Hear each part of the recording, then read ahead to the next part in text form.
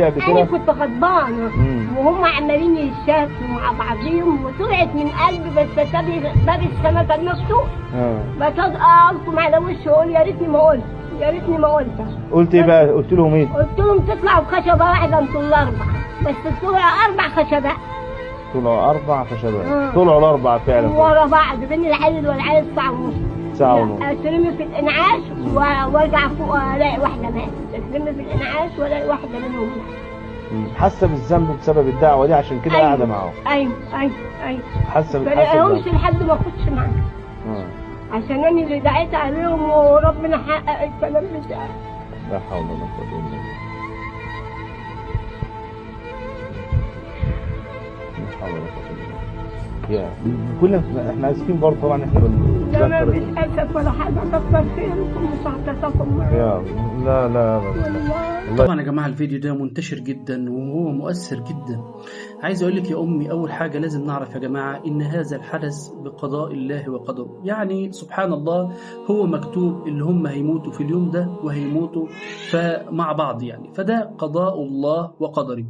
الامر الثاني يا جماعه ان احنا اللي نستفاده من الفيديو ده ان الاب والام اوعى تدعي على ابنك في وقت الغضب، لان انا يا جماعه سمعت قصص كثيره جدا سبحان الله، يعني دعوا على الام او الاب دعوا على ابنائهم في وقت الغضب. سبحان الله الدعاء يا جماعه من الاب والام بيبقى مستجاب، فممكن تدعي دعوه في وقت الغضب الدعاء بيكون مستجاب. النبي صلى الله عليه وسلم قال 3 دعوات يستجيبهن الله عز وجل، منهم يا جماعه الوالد لولده.